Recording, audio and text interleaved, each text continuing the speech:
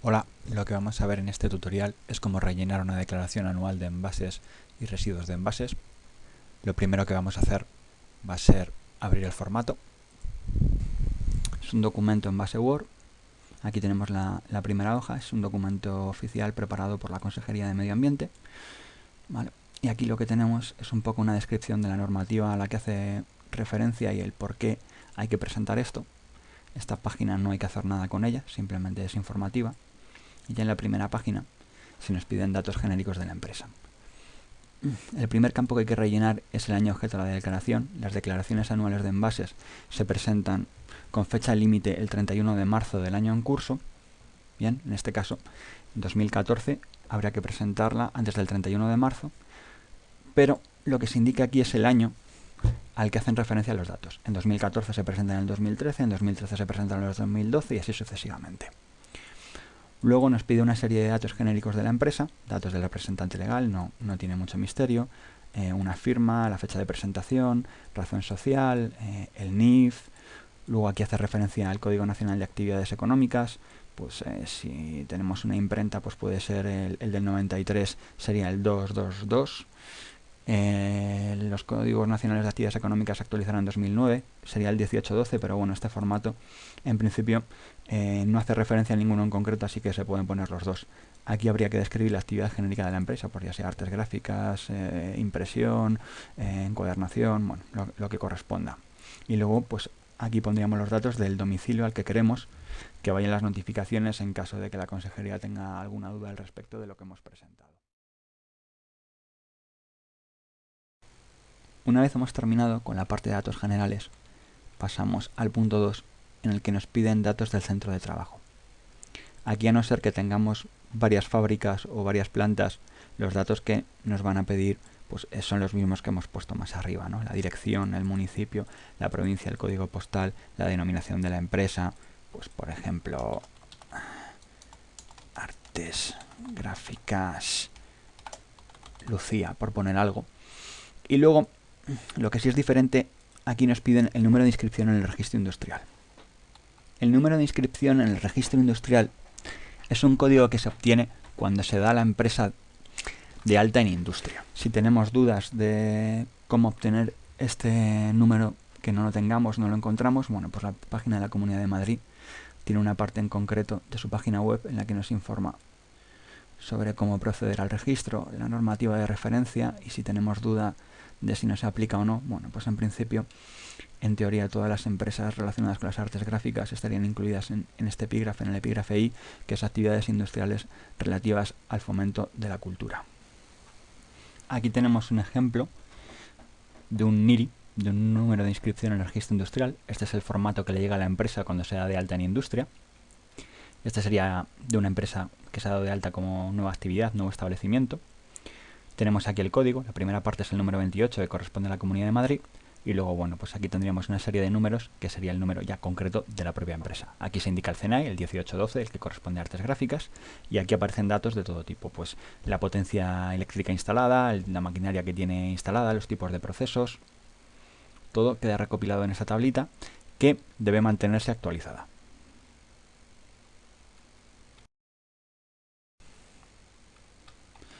Una vez despejado que es el NIRI, podemos pasar a la tabla 3. Es la primera tabla que vamos a rellenar con datos directamente relacionados con los residuos de envases y envases utilizados. En esta tabla, que es el formulario A, tenemos que marcar dos casillitas. La primera, esta, es definir que nuestra empresa es envasadora. La segunda, a no ser que estemos adscritos a algún tipo de sistema de gestión como puede ser Ecoembes, es marcar la tercera opción, que indica que somos una empresa que genera envases industriales o comerciales y que estamos acogidos a la disposición adicional primera de la ley 1197. Bien, esto lo que quiere decir es que nosotros trasladamos la responsabilidad de la gestión de nuestros envases al poseedor final, es decir, que será nuestro cliente quien se tenga que encargar de llevar hasta un contenedor azul o de gestionar con un gestor de residuos no peligrosos nuestras cajas de cartón o nuestros embalajes de plástico o nuestros palets. Una vez pues hemos marcado estas dos casillas, podemos bajar a la tabla o al cuadro 1. en el que nos preguntan por la cantidad de envases puestos en el mercado. Aquí tenemos que ir añadiendo la cantidad total de envases por tipología de material. Tenemos una casillita para vidrio, otra para plástico, otra para papel y cartón, metales, madera, otros embalajes no definidos en las anteriores categorías. Y luego tenemos 3 subcuadros. El primero sería para importaciones, es decir, que importemos envases, no suele ser el caso de una empresa de artes gráficas, o que exportemos. Aquí sería en el caso de que tengamos muchos clientes internacionales y haya envase que salga fuera de España. La empresa medial que va a cumplimentar es la cantidad puesta en el mercado en el Estado miembro, ¿vale? Los datos se nos preguntan en toneladas, es decir, lo que tendríamos que recopilar puede ser la cantidad de film transparente que hemos utilizado para embalar, la cantidad de cajas de cartón, cantidad de palets de madera. Sobre los palets de madera hay que hacer una puntualización y solo hay que tener en cuenta los palets de madera que sean nuevos. Palets que hayamos reutilizados no hay que declararlos en esta tablita, porque son embalajes que ya están en circulación, que estamos reutilizando, al igual que nos pasaría con las cajas. Si nosotros nuestras cajas las utilizamos pues de cajas que nos ha enviado nuestro proveedor o nuestro propio cliente, no hay que declararlas. Vamos a ampliar un poco la tabla para que se vea bien. Vamos a hacer un ejemplo ficticio. Supongamos que nos hemos puesto a recopilar los datos de 2013 y hemos estimado o calculado, si podemos calcular más que estimar, mejor, que hemos consumido unas 2 toneladas de film plástico para envolver nuestros palets, ¿vale? Nuestros propios envíos, pues eso, una vez están metidos en cajas, pues en film transparente. Aquí, en envases de un solo uso, marcaríamos las 2 toneladas de film transparente. Recordad que todos los datos son en toneladas.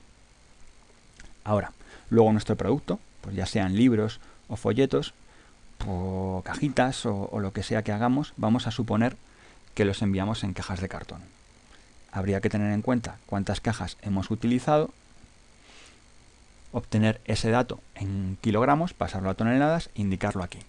En el caso de que no sepamos cuántas cajas hayamos utilizado, bueno, podemos hacer una aproximación o utilizar el dato de cajas compradas. Es mejor dar datos reales, pero bueno, si no, pues tendremos que tirar de aproximaciones. Vamos a imaginar que hemos utilizado pues 12 toneladas de cajas de cartón. Bien. Y en cuanto a madera, pues vamos a suponer que utilizamos poca madera porque reutilizamos los palets que nos llegan y que palets nuevos que hayamos comprado en 2013 solo tenemos 1 tonelada. Esto nos daría un total de 13 toneladas de embalajes nuevos puestos por nuestra parte en el mercado. Es decir, nuestra producción ha repercutido en que en la calle acaben circulando 13 toneladas de envases. Este es el objetivo principal de este documento. Ahora, en la columna de la derecha, lo que vemos es que aquí pone producto. Y si nos fijamos, el producto está solo relleno en la parte de las cajas de cartón. ¿Esto por qué es? Esto es porque realmente nosotros lo que tenemos que definir es nuestro embalaje principal. Es decir, nuestro embalaje en el que va nuestro producto, el primer embalaje es la caja. El resto son embalajes complementarios que nos ayudan a que la caja llegue a su destino. Pero realmente nuestra manera de embalar es el utilizar cajas. Así que el producto que nosotros hemos puesto en circulación en cajas de cartón lo tenemos que indicar aquí, en la fila de papel y cartón. Y no en el resto, solo en la de nuestro embalaje principal. Aquí hemos indicado 450 toneladas, pues bueno, pues supongamos que hemos calculado la cantidad de producto que hemos hecho y que representa 450 toneladas en peso. Pues eso es lo que se indica aquí. En el punto 4, lo primero que tenemos que hacer es seleccionar la tipología de empresa que nos corresponde. Lo normal es que estemos aquí, en la tercera opción, es decir, la empresa es poseedor final de envases industriales o comerciales cuyos envasadores hayan acogido a la disposición adicional primera de la Ley 1197 de envases. Esto quiere decir que nuestros proveedores, cuando nos envían sus productos, nos trasladan la responsabilidad de gestión. Es decir, somos nosotros quienes el papelote en el que vienen envueltas las cosas lo metemos en una jaula y se lo llevamos a un gestor, quienes los envases de revelador o los envases de tintas los preparamos en unos palés o en unos bidones y los entregamos a un gestor de residuos. Es decir, somos nosotros quienes nos encargamos de que esos embalajes o esos residuos de envases reciban una correcta gestión.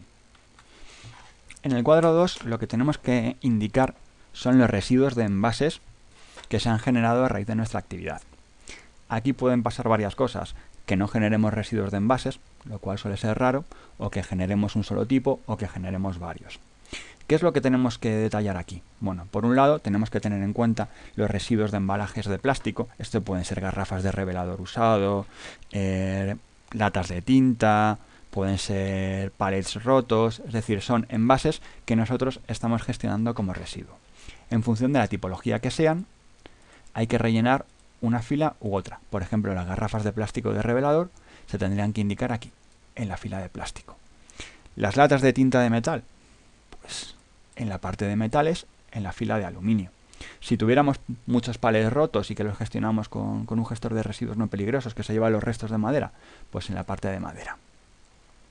Que tenemos mucho residuo de papelote, no papelote de producción, sino papelote de cosas que vengan envueltas. Por ejemplo, trabajamos con bobinas y viene mucho residuo de papel que es de desembalar las bobinas. Pues bueno, eso vendría aquí en papel y cartón.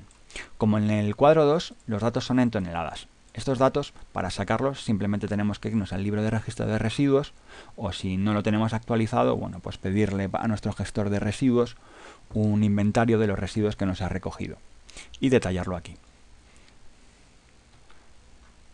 Lo primero que hacemos es, en la columna A, en la de residuos de envases generados, detallar cuáles son los que generamos en nuestra empresa.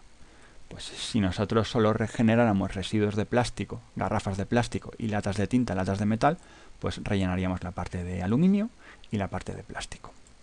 Luego tenemos que detallar cuáles de estos residuos van a reciclado de materiales. En nuestro caso, pues las dos cosas. Si le preguntamos al gestor y nos contesta que ambas cosas se utilizan para reciclar, pues las garrafas de plástico para hacer granza o el aluminio se recupera para meterlo en una fábrica de metales de nuevo, bueno, pues iría reciclado de materiales. La pestaña C no la rellenaríamos porque sería la de otras formas de reciclado y aquí daríamos el total de reciclado, que nos da, bueno, pues 0,205 toneladas. Si tuviéramos otro tipo de residuos o alguno de estos residuos recibiera otro tipo de tratamiento, como destinarse a recuperación de energía, a otras formas de valorización o que se incinerase, bueno, pues tendríamos que ir rellenando la fila que correspondiera y al final rellenarla de total de valorización e incineración. En nuestro caso, como decíamos, solo tenemos materiales que tengan que ver con el epígrafe D, que es el de total reciclado. El E, el F o el G no nos afecta, así que el total que tendríamos que rellenar aquí sería el mismo total que hemos rellenado para total de reciclado. Una vez hemos rellenado el cuadro 2, tenemos aquí otro cuadrito en el que se indica descripción de la metodología de estimación de la cantidad de envases generados. En este cuadrito lo que nos están preguntando es cómo hemos calculado los datos. Pues simplemente tenemos que informarle eso. Si los hemos sacado de nuestros registros de contabilidad, si tenemos un sistema de gestión de calidad que nos hace recopilar estos datos, un sistema de gestión de medio ambiente, o bueno, pues los hemos extrapolado a partir de las compras, hay que explicárselo. Una vez hemos explicado eso, tenemos a continuación el punto 8 y el cuadro 3. El cuadro 3 no tenemos que rellenar nada porque por norma general nuestros gestores de residuos realizan el tratamiento a nivel nacional. Este cuadro solo hay que rellenarlo si nuestros gestores enviaran el material a gestionar fuera de la Comunidad Europea. No es el caso.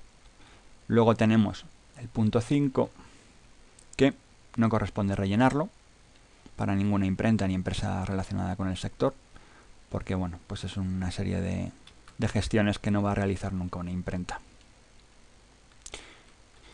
Con esto habríamos rellenado el formulario y se podría entregar en la Consejería de Medio Ambiente de la Comunidad de Madrid o en cualquiera de los registros que están sujetos a ventanilla única en la comunidad.